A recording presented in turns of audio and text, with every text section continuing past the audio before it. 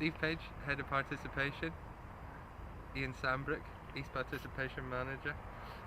Just going to have a quick chat about the coach education courses that we've got going on at the moment. Steve, what's changed in the structure of these coach education courses? Okay, in the past, the coach would go through the ICC intro, they'd then go through to their level 1, then into their level 2 coach award, and then through into the CDW's club coach, and then through to level 3. But what's changed now is that coaches go through a children's route for those that want to coach the under 13s and below, and there's a young people and adults route for those that want to coach 14 and above and through into adult cricket.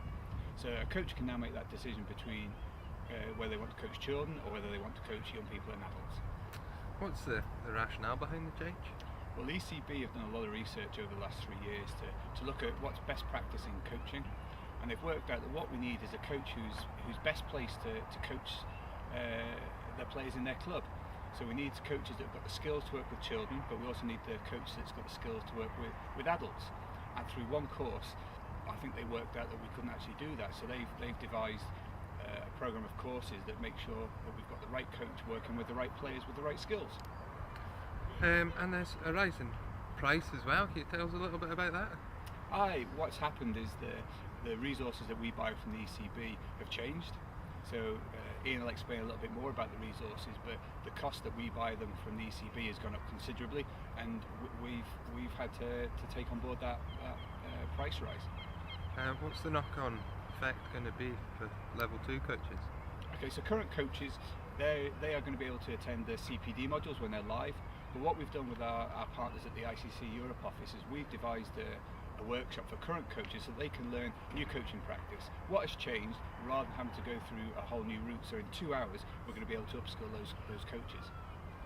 Okay, Ian, you're going to be one of the tutors on the first new courses. What aspects are you looking forward to? Well, I think from a coach's perspective, I'm really looking forward to the change in focus around the player really being the focus of the courses. I think in the past, perhaps the coaching and the coaching process, which is important as well, but the player focus is really important. I think that's going to be a real positive. But from a tutor's perspective as well, I think just a new set of resources to work with, a new way of working, and a player development model, and what the ECB have come up with, which I think from a tutor's perspective will be really positive. Any other sort of changes to the courses as opposed to previous ones? I think there's a pretty significant change in terms of the player outcome practice focus in the courses. The old coaching bugs, which we talked about in the old level 2, which is great. They're taking a slight backward seat. They're still there, but that focus in the player development model and really putting the player at the centre of all our courses is probably the biggest change. What will the candidates get as a resource? Well, I've actually brought one along. Fantastic new resource. Well prepared. The How's That USB resource. This is a great interactive resource, lots of video content, and it doesn't matter what level coach you're at, whether you're at that children's level, young person, adults, and right through to elite performance coaches. What's in here is some fantastic video footage, resources, advice, excellent stuff for you. So the resourcing is probably the biggest highlight for me.